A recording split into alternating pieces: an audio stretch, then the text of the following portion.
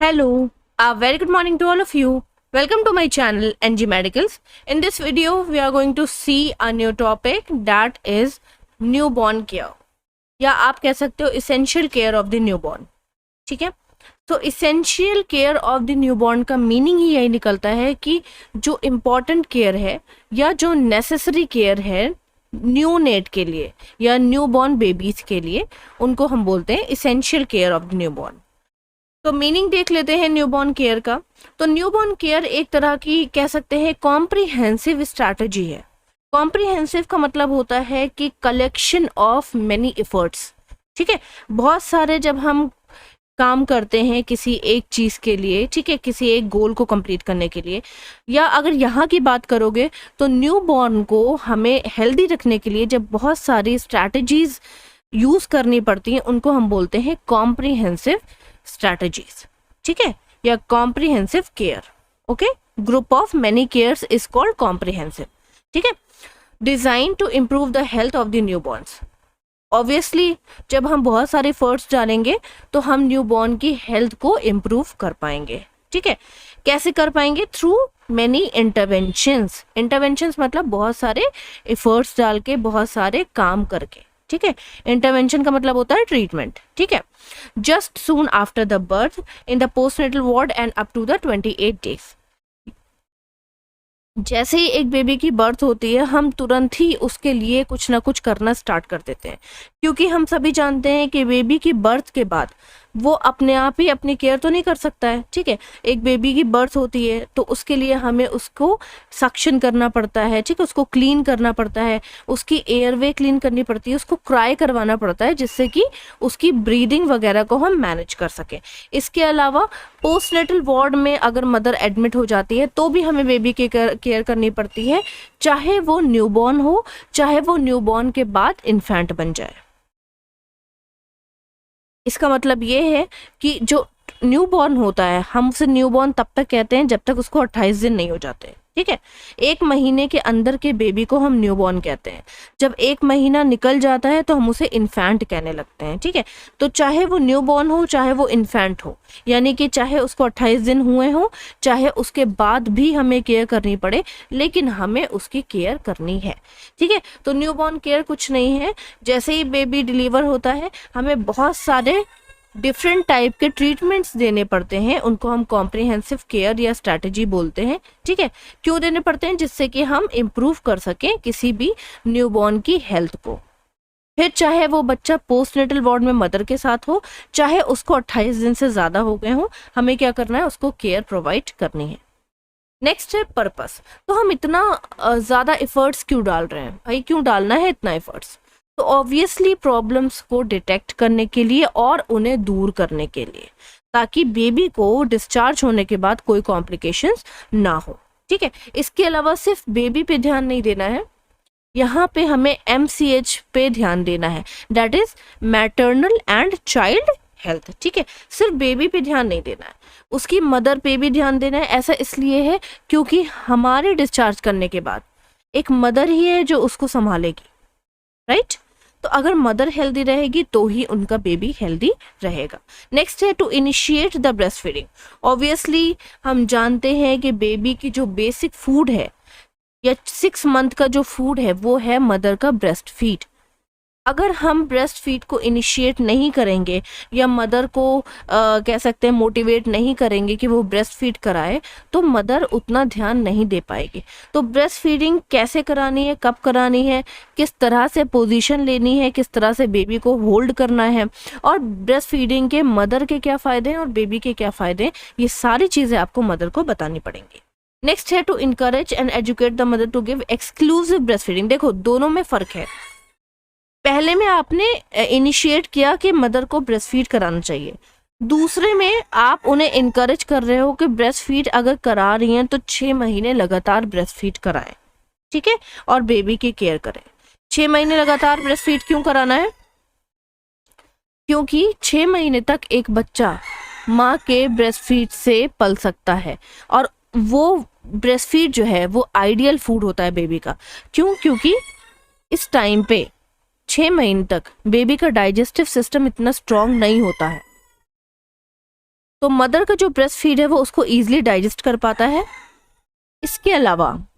इसके अलावा बेबी के लिए आइडियल फूड भी ब्रेस्ट फीड माना गया है, ठीक है, क्योंकि ब्रेस्ट फीड में वो सारी चीजें हैं जो बेबी के ग्रोथ एंड डेवलपमेंट को चाहिए।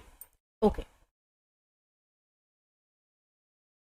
नेक्स्ट पर्पस देख लेते हैं। तो to treat the critical problems means होता है बहुत ज़्यादा सीरियस प्रॉब्लम्स या अर्जेंट प्रॉब्लम्स, ठीक है। तो हमें हमारा पर्पस क्या है कि हम बेबी का केयर क्यों कर रहे हैं, ताकि हम उसकी कोई भी क्रिटिकल प्रॉब्लम्स को दूर कर सकें। और इसके अलावा लास्ट है आपका एडवाइस करना है मदर को और फैमिली मेम्बर्स को भी कि कंटिन्यू केयर करनी है, ठीक है, इम्यूनाइजेशन कराना है और ग्रोथ की मॉनिटरिंग करनी है। 30 ग्राम वेट बेबी का पर डे बढ़ता है, ठीक है, तो वो अपना देखते रहेंगे, मैनेज करते रहेंगे। इम्यूनाइजेशन इंपॉर्टेंट है ताकि आगे फर्दर कोई भी बीमारियां बच्चे को ना हो। नेक्स्ट आ जाते हैं, एक हेल्दी न्यूबॉर्न की डेफिनेशन क्या है। भाई आप कैसे कहोगे कि हाँ ये पर्टिकुलर बेबी न्यूबॉर्न हेल्दी है, ठीक है। अ हेल्दी इन्फेंट या न्यूबॉर्न एट टर्म, यानी कि 9 महीने में वो डिलीवर होगा, ठीक है, 9 महीने में या 10वें महीने के स्टार्टिंग में उसकी डिलीवरी हो जानी चाहिए, दैट इज 38 से 42 वीक्स ऑफ द प्रेगनेंसी, ठीक है। Should have the average birth weight, यानी कि उसका जो बर्थ वेट है वो कितना होना चाहिए, 2.5 kg। हम सभी जानते हैं बेबी का नॉर्मल वेट कितना होना चाहिए, बर्थ वेट 2.5 kg या 2500 ग्राम्स, ठीक है। क्राइज इमीडिएटली, तुरंत बेबी की डिलीवरी के बाद वो रोने लगेगा, अगर हेल्दी बेबी है तो वो तुरंत रोएगा, ठीक है। ये क्राई क्यों इम्पोर्टेंट है, बेबी को रुलाते क्यों है, या क्यों ऐसा बोलते हैं कि बेबी तुरंत रोने लगे तो बेटर है, इसलिए क्योंकि जैसे ही बेबी क्राई करता है बेबी तेज से ब्रीथ करता है। जब आप रोते हो तो जल्दी जल्दी सांस लेने लगते हो, बेबी तेजी से ब्रीथ करता है। जब तेजी से ब्रीथ करता है तो उसके लंग्स में एयर भरती है और उसकी ब्रीदिंग जो होती है वो मैनेज हो जाती है या मेंटेन हो जाती है। हम सभी जानते हैं कि बेबी का लंग्स जो है वो डिलीवरी होने के बाद ही मैच्योर होते हैं। जब तक वो अपनी मदर के अंदर है तब तक उसके लंग्स ब्रीदिंग में हेल्प नहीं कर रहे हैं, लंग्स फ्लैट हैं, लंग्स में हवा नहीं भर रही है, ठीक है, क्योंकि बेबी को ऑक्सीजन मदर की ब्लड सप्लाई से मिलता है, तो लंग्स का कोई काम नहीं होता। लेकिन अभी क्या है कि बेबी डिलीवर हो चुका है, मदर से कनेक्शन टूट चुका है, ठीक है, तो उसके लंग्स को काम करना ज़रूरी है। तो जैसे ही बेबी क्राई करता है उसके लंग्स में एयर जाती है अच्छे से और लंग्स जो हैं वो एक्सपैंड हो जाते हैं। इसीलिए इम्पॉर्टेंट है कि एक बेबी डिलीवरी होने के बाद तुरंत रोए, ठीक है। Following birth, establish the independent rhythmic respiration, ठीक है, इंडिपेंडेंट रेस्पिरेशन करना वो स्टार्ट कर दे, ये भी एक हेल्दी न्यूबॉर्न की निशानी है, ठीक है। इसके अलावा क्विकली एडॉप्ट्स द चेंज एनवायरनमेंट, बाहर के एनवायरनमेंट में वो क्विकली एडॉप्ट हो जाए, ऐसा ना हो कि वो उसको ठंड लगने लगे, वो बीमार पड़ जाए या उसको साइनसिस हो जाए, है ना। तो ये सारी हेल्दी न्यूबॉर्न की क्या है, इंडिकेशन है। नेक्स्ट आ जाते हैं इसेंशियल न्यूबॉर्न केयर जो है। अब हम मेन टॉपिक पे आते हैं। जो हमारा इसेंशियल न्यूबॉर्न केयर है वो आपका मेनली 2 पार्ट में डिवाइड है, ठीक है। फर्स्ट है आपका इमीडिएट केयर, दूसरा है आपका रूटीन केयर। देखो इमीडिएट का मतलब क्या होता है, अर्जेंट, यानी कि उसी टाइम जैसे ही बेबी डिलीवर होगा तो जितने भी एफर्ट्स आपको डालने पड़ेंगे, जितनी भी केयर आपको देनी पड़ेगी वो आपकी इमीडिएट केयर हो गई। फिर बाद में जब बेबी की ये सारी केयर कंप्लीट हो जाती है फिर हम जो डे बाय डे केयर देते हैं उनको हम रूटीन केयर बोलते हैं। आई थिंक आपको दोनों में डिफरेंस क्लियर हो गया होगा। इस वीडियो में हम लोग सिर्फ इमीडिएट केयर की बात करेंगे, नेक्स्ट वीडियो में रूटीन केयर की बात करेंगे। ओके, तो पहले इमीडिएट केयर हमें क्या करनी है। देखो जैसे ही बेबी डिलीवर होता है आपको तुरंत उसको ड्राई करना है, क्योंकि बेबी एमनियोटिक फ्लूइड से बाहर आया है, गीला होके बाहर आया है। तो आपको क्या करना है कि एक गर्म टॉवल लेनी है, वेट टॉवल लेनी है सूखी, और बेबी को पूरा वाइप कर देना है, यानी कि साफ कर देना है। फिर एक और दूसरी टॉवल लेनी है और बेबी को उसमें रिसीव करना है, ठीक है, रखना है। रुको मैं आपको डिटेल में दिखा देती हूँ। तो सबसे पहला क्या है आपका, ड्राई द बेबी, ठीक, क्यों, ताकि हीट लॉस ना हो, उसको ठंड ना लग जाए, क्योंकि बेबी बहुत सेंसिटिव होते हैं, उनको ठंड लग सकती है। तो ठंड लगने के बहुत सारे रीजंस हो सकते हैं, mechanism of the heat loss, है ना, या बेबी की हीट लॉस होने के बहुत सारे रीजंस हो सकते हैं। पहला है आपका कन्वेक्शन। कन्वेक्शन क्या होता है, जब रूम में बहुत ठंडी हवा भरी हो, ठीक है, और बेबी को ठंड लग जाए। भाई गीली बॉडी है बेबी की, आपने उसको ड्राई नहीं किया है, रिसीव कर लिया तुरंत ही, उसको ड्राई नहीं किया, पोछा नहीं उसको, ठीक है, तो जो एयर होगी रूम में वो क्या करेगी, वो उसको उसके टेम्परेचर को क्या कर देगी, लो कर देगी, है ना, और बेबी को ठंड लगने लगेगी। इसके अलावा रेडिएशन भी हो सकता है एक रीज़न। रेडिएशन क्या होता है, अगर विंडो वगैरह खुली है वेंटिलेशन के लिए और वहाँ से जो एयर आ रही है उससे बेबी को ठंड लग सकती है या हाइपोथर्मिया हो सकता है। इसके अलावा इवापोरेशन, यानी कि बेबी को हो सकता है नहला दिया धुला दिया, ठीक है, उसके बाद उसको ड्राई नहीं किया, ठीक, तो उसके बॉडी की जो हीट है वो इवापोरेट यानी कि उड़ जाएगी, चली जाएगी बॉडी से। इसके अलावा कंडक्शन, कंडक्शन का मतलब क्या होता है कि किसी ठंडी सरफेस पे बेबी को रख दिया, ठंडी चीज टच कर दी, ठीक है, ठंडे इंस्ट्रूमेंट टच कर दिए, या कोल्ड हैंड से आपने उसे टच कर लिया, तो बेबी की क्या हो सकती है, हीट लॉस हो सकती है। यहाँ पे देख लो, इवेपोरेशन मतलब हीट उड़ जाना, ठीक है, कन्वेक्शन मतलब एयर जो है वो रूम में जो एयर है उससे बेबी को ठंड लग जाना, रेडिएशन मतलब जो बाहर से हवा आ रही है उससे बेबी को ठंड लग जाना, और कंडक्शन मतलब किसी ठंडे सरफेस पे बेबी को या ठंडी चीजों से बेबी को टच करना। ओके, तो ये थे आपके मैकेनिज्म ऑफ हीट लॉस। ये 4 चीजों की वजह से बेबी की हीट लॉस हो सकती है। नेक्स्ट हमारा सेकेंड नंबर पे है, देखो, रिप्लेस द वेट टॉवल। अब जाहिर सी बात है, आप जिस टॉवल से आपने बेबी को ड्राई किया उसी को आपको दोबारा यूज नहीं करना है क्योंकि वो गीली हो चुकी है, ठीक है। अब आपको उसको रिप्लेस करके एक न्यू टॉवल लेनी है और बेबी के लिए यूज करना है। Remove the wet towel and replace with a dry towel, ठीक है। इससे क्या होगा कि जो आपने गीली टॉवल को हटा दिया तो बेबी की हीट लॉस होने से प्रिवेंट हो जाएगा। नेक्स्ट है आपका पोजीशन द बेबी। अब बेबी को पोजीशन देनी है जिससे कि आप उसका सक्शन कर सको। सक्शन क्या होता है, सक्शन मतलब होता है बेबी के मुंह के अंदर या नाक के अंदर कोई म्यूकस चला गया है डिलीवरी के टाइम पे, या हो सकता है एमनियोटिक फ्लूइड चला गया हो, या हो सकता है उसने टॉयलेट कर दी हो और वो टॉयलेट उसने ब्रीथ कर ली हो, तो उन सारी चीज़ों को बाहर निकालना होता है, उसको हम बोलते हैं सक्शन। तो सक्शन देने के लिए सबसे पहले तो आप उसे पोजिशन दोगे, उसके बाद ही ये सक्शन करोगे, राइट। WHO क्या कहता है, ये मैंने सिर्फ आपके नॉलेज के लिए डाल रखा हुआ है, आपको उसको ऐड करना है तो कर सकते हो, नहीं करना है नहीं कर सकते हो। WHO ने अभी की रिसर्च में बताया हुआ है कि सक्शन हर केस में इंपॉर्टेंट नहीं है। तो जैसा कि मैंने आपको बताया कि एक बेबी को आप नॉर्मल बेबी कब कहोगे, हेल्दी न्यूबॉर्न कब कहोगे, जब वो 9 महीने में डिलीवर हुआ, 9 से 10 महीने में, ठीक है, और तुरंत ही वो उसका वेट जो है उसका वेट मेजर किया गया 2.5 kg निकला, तुरंत ही वो रोने लगा, ठीक है, और उसने इंडिपेंडेंट ब्रीदिंग करना स्टार्ट कर दी एंड उसने बाहर के एनवायरनमेंट को अडॉप्ट कर लिया। अगर ऐसा बेबी डिलीवर हुआ है तो सक्शन की नीड नहीं पड़ती है, ऐसा WHO बोलता है, ठीक है। सक्शन की नीड उन्हीं बच्चों को पड़ती है जिन्होंने माउथ में या नोज में कुछ म्यूकस एस्पिरेट कर लिया है, फंसा लिया है, या सांस नहीं ले पा रहे हैं, ठीक है, या साइनोसिस हो गया है, ऑक्सीजन की कमी है, या बच्चा क्राई नहीं कर रहा है, तो इस टाइम पे आपको तुरंत सक्शन कराना है। ओके, ये आपका WHO कहता है। नेक्स्ट है आपका स्टैब्लिश द एयरवे। जाहिर सी बात है, आप अब क्या करोगे, उस टाइम पे आपने पोजीशन दी थी बेबी को सक्शन कराने के लिए, तो अब जब आपने पोजीशन दे दी तो आप सक्शन कराओगे, ठीक है। इसमें क्या करना है कि मेजोरिटी ऑफ द बेबीज जो है वो बर्थ होते ही क्राई करने लगते हैं, ज्यादातर ऐसा होता है, ठीक है, और स्पॉन्टेनियस अचानक से अपनी ब्रीदिंग को मेंटेन कर लेते हैं, नॉर्मली ऐसा होता है, ठीक। अगर वो ऐसा नहीं कर पाते हैं तो आपको तुरंत ही सक्शन कराना है, ठीक है। क्यों सक्शन कराना है, क्या पर्पस है, कोई सिक्रीशन या कोई म्यूकस, ठीक, इन सबको वाइप कर देना है, निकालना है, ठीक है। तो सबसे पहले आप सक्शन किससे कराओगे, किस पे कराओगे, माउथ में कराओगे, उसके बाद नोज में कराओगे।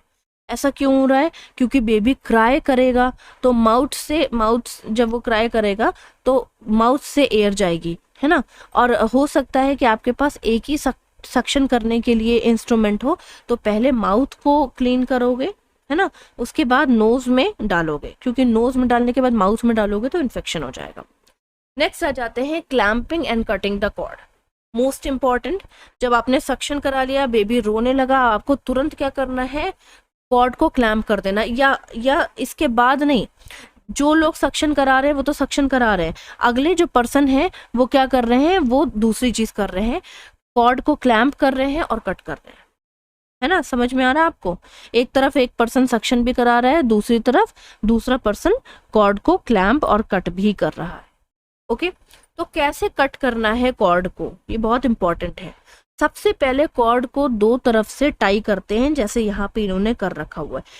किसके थ्रू टाई कर रहे हैं? ये है आपका कॉर्ड क्लैम्प, ठीक है। इसी से हम लोग कॉर्ड को दबा देते हैं, टाई कर देते हैं, ठीक है। ये दो यूज किए इन्होंने, एक यहाँ पे यूज किया, एक यहाँ पे यूज किया। क्वेश्चन ये उठता है कि किस हिसाब से यूज किया, इसे कितनी डिस्टेंस पे यूज किया। तो जब आप अपने फिंगर से मेजर करोगे तो इस तरह से मेजर करोगे, ये डिस्टेंस छोड़ दो, ये इन्होंने ये एनिमेटेड है, एक्स्ट्रा है डिस्टेंस, यहाँ पे देखो, यहाँ पे सही है। दो फिंगर से इन्होंने मेजर किया है, एक फिंगर फिर दूसरे फिंगर, है ना। ये दो फिंगर हो गई डॉक्टर की, इन्होंने दो फिंगर से मेजर किया, एक क्लैंप लगाया, ठीक है। दो फिंगर से मेजर करके एक क्लैंप लगाया, फिर यहीं से चार फिंगर से मेजर किया, एक दो फिर तीन फिर चार, फिर चौथी फिंगर के एंड पे एक क्लैंप लगाया। समझ में आ रहा है? ये जो दो क्लैंप लगे हैं ना, चार, ये लास्ट वाला क्लैंप लगा है ना, ये चार फिंगर की डिस्टेंस पे लगा है, और ये वाला जो क्लैंप लगा है वो दो फिंगर की डिस्टेंस पे लगा है। अब समझ में आ गया? ये हो गए आपके दो फिंगर, ठीक है। तो दो फिंगर मेजर करके एक क्लैंप लगा दिया, फिर दो, ये हो गए आपके दो फिंगर और, ठीक है। दो फिंगर और मेजर करके एक क्लैंप लगा दिया। समझ में आ रहा है? इस तरह से आप, ये आपका हैंड हो गया। आई थिंक अब आपको क्लियर हुआ होगा हम क्लैंप कैसे लगाते हैं। अब जब दो क्लैंप आपने लगा दिए, ये दो क्लैंप आपने लगा दिए, तो इन दोनों क्लैंप के बीच में आपको कट कर देना है, ठीक है। यही चीज यहाँ पे बताई हुई है। कट करते टाइम पे एक गॉस पीस ले लेना है, क्योंकि जब आप कट करोगे ना तो जो ब्लड होगा वो ब्लड हो सकता है आपके कपड़ों पे आ जाए, तो हल्का सा गॉस पीस यहाँ पे लगा देना है क्लैम्प करते टाइम पे, और जब क्लैम्प कर दोगे तो उस गॉस पीस को हटा देना है, ठीक है। यहाँ पे देखो, do not put anything on the cord stump. Cord stump मतलब जो ये कट किया होगा, ठीक है, इसके ऊपर आपको कुछ भी नहीं लगाना है। आई थिंक आपको क्लियर हुआ होगा क्या मैं आपको बता रही हूँ, ठीक है। और वैसे भी जब आप यहाँ पे कट कर दोगे तो ये वाले क्लैंप को आप नहीं हटाओगे, ऐसे लगा रहने दोगे। अगर इस क्लैंप को आपने हटा दिया तो यहाँ से बच्चे की ब्लीडिंग हो जाएगी और बहुत ब्लड लॉस हो जाएगा, बेबी की डेथ हो जाएगी। इसीलिए इस क्लैंप को हम नहीं हटाते हैं। आई थिंक आपको कॉर्ड कैसे कट करनी है वो क्लियर हो गया होगा। नेक्स्ट देख लेते हैं 5th पे। अब आपको क्या करना है, बॉडी टेम्परेचर मेंटेन करके रखना है। पहले तो आपने उसको वाइप कर दिया बॉडी टेम्परेचर को स्टेबल करने के लिए, साथ ही साथ आपने बेबी को हाइपोथर्मिया से बचाने के लिए उसको वाइप कर दिया था, पोंछ दिया था। लेकिन अब टेम्परेचर मेंटेन करके रखना भी है आगे के लिए, तो इमीडिएटली जैसे ही आप बेबी को ड्राई करके कॉर्ड कट कर दोगे, आपको उसको रेडिएंट वार्मर के अंदर रखना पड़ेगा, ठीक है। या तो अगर आप रेडिएंट वार्मर के अंडर में नहीं रख रहे हो हैं, तो आप स्किन टू स्किन कांटेक्ट करा सकते हो मदर के साथ, क्योंकि मदर की जो स्किन से हीट निकलेगी वो बेबी को आराम से गर्म कर देगी, ठीक है। इसके अलावा जैसे ही आप बेबी को वार्मर के अंडर में रखोगे, आपको अबगार स्कोरिंग करनी पड़ेगी। अबगार स्कोरिंग क्या है, देखो ये मैं आपको अभी डिटेल नहीं बताऊंगी, लेंदी हो जाएगा बहुत वीडियो, इसकी मैं अलग से वीडियो बना दूंगी। अबगार स्कोरिंग एक तरह का प्रोसीजर होता है, इसमें हम लोग skin colour, heart rate, body के बेबी के रिफ्लेक्स, बेबी के टोन और बेबी का रेस्पिरेशन चेक करते हैं, ठीक है। इसकी रेटिंग होती है, वो हम लोग नेक्स्ट वीडियो में डिस्कस कर लेंगे, ठीक है। तो इन सब चीज़ों को हमें देखना है। एक बार 1 मिनट पे अबगार स्कोरिंग करोगे, फिर 5 मिनट बाद फिर से अबगार स्कोरिंग करोगे, ये पता करने के लिए कि सब कुछ नॉर्मल है कि नहीं है, कंटिन्यू रख रहा है बेबी नॉर्मल बॉडी का सब कुछ कि नहीं, ठीक है। उसके अलावा नेक्स्ट है आपका, बेबी को आपको रैप करके रखना है वार्म टॉवल में। आपको बेबी को टॉवल से नहीं हटाना है, आप चाहे वार्मर के अंडर में रखो चाहे मदर को दो, लेकिन बेबी के बैक साइड में इस तरह से टॉवल लिपटी होनी चाहिए, ओके। इसके अलावा आपको क्या करना है, रूमिंग इन, मदर को दे देना है बेबी को ताकि वो ब्रेस्ट फीड कराना स्टार्ट करे। एक नॉर्मल डिलीवरी वाली मदर जो है वो आधे घंटे में ही ब्रेस्ट फीड कराना स्टार्ट कर देती है, ठीक है, आइडियली। और जिसका सिजेरियन सेक्शन हुआ है उसको 1 घंटे बाद ब्रेस्ट फीड कराना स्टार्ट कर देना चाहिए, ठीक है। तो ये है आपका आइडियल। तो बेबी को ब्रेस्ट फीड कराना वो स्टार्ट कब करेगी, जब आप मदर को बेबी को दे दोगे, ठीक है। तो उसको बोलते हैं रूमिंग इन। रूमिंग इन का मतलब है मदर और बेबी को साथ में एक रूम में रखना, ओके। मदर के ब्रेस्ट फीड के अलावा आपको कोई भी ब्रेस्ट फीड नहीं देना है, क्योंकि शुरुआती मिल्क जो मदर का आता है उसको हम कोलेस्ट्रम बोलते हैं। हल्का येलोइश कलर का होता है वो, उसको हम कोलेस्ट्रम बोलते हैं। कोलेस्ट्रम जो है वो बेबी के ग्रोथ एंड डेवलपमेंट के लिए बहुत ही ज़्यादा इंपॉर्टेंट और इम्यून रिच होता है, ठीक है। नेक्स्ट आ जाते हैं, ब्रेस्ट फीड आपको कितना कराना है। हर 2 घंटे में आपको ब्रेस्ट फीड करानी है, ठीक है। और सिजेरियन मदर है तो हर 2 से 3 घंटे का गैप दे सकती है वो, ओके। हर 2 घंटे में ब्रेस्ट फीड करानी है और पर डे आपको 8 टाइम्स ब्रेस्ट फीड करानी ही है बेबी को। साथ ही साथ मदर को ये भी बताना है कि एक ब्रेस्ट को एम्प्टी कराने के बाद पहले एक ब्रेस्ट से पूरा मिल्क पिला दो, उसके बाद दूसरा ब्रेस्ट स्टार्ट करो। क्यों? क्योंकि एक ब्रेस्ट में जितना भी मिल्क है उसके अलग अलग फायदे हैं, ठीक। उसको जब आप खाली करा दोगे, एम्प्टी करा दोगे, तो सारे न्यूट्रिएंट्स एक ब्रेस्ट के बेबी को मिल जाएंगे। फिर सेकंड ब्रेस्ट स्टार्ट करना है, ओके। नेक्स्ट आ जाते हैं, जब ये सारी चीज़ें हो गई, बेबी के हाथ में बैंड लगाना है जिससे कि ये पता रह सके, क्योंकि अगर बेबी NICU में एडमिट हो जाता है ना, तो ये पता रह सके कि ये बेबी किस मदर का है, वरना बेबी तो मिक्स हो जाएगा, ठीक। तो ये इस तरह के बैंड आते हैं, हॉस्पिटल से मिल जाते हैं। ये इसमें लिखा रहता है मदर और किस डेट में बेबी हुआ है, मेल है कि फीमेल है ना। ये सारी चीज़ें आप यहाँ पे देख सकते हो, ये सारी चीज़ें होती हैं। इसके अलावा मदर को एक्सप्लेन करना है कि स्किन टू स्किन कांटेक्ट रखें अपने बेबी के साथ, जिससे कि बेबी जो है वो हेल्दी रहे, ठीक है। नेक्स्ट आ जाते हैं आपका एडमिनिस्टर इंजेक्शन विटामिन के। बेबी को इस तरह से थाई पे विटामिन के मसल में दिया जाता है, 90 डिग्री पे दिया जा रहा है। इसका काम क्या है कि ब्लीडिंग को रोकता है। अब जो अम्बलाइकस काटी गई है, जो नाभि काटी गई है, उसमें से अंदर ब्लीडिंग होती रहेगी, है ना। तो उसको रोकने के लिए या उसको क्लॉट कराने के लिए हम लोग विटामिन के का इंजेक्शन देते हैं, जिससे कि एक्स्ट्रा ब्लीडिंग ना हो। तो ये था आपका immediate care of the newborn. I think आपको क्लियर हुआ होगा। नेक्स्ट वीडियो में हम लोग रूटीन केयर डिस्कस करेंगे। अगर वीडियो अच्छी लगी तो प्लीज़ मेरे वीडियो को लाइक कीजिए, चैनल को सब्सक्राइब कीजिए, शेयर कीजिए। Till then bye bye, take care, have a nice day.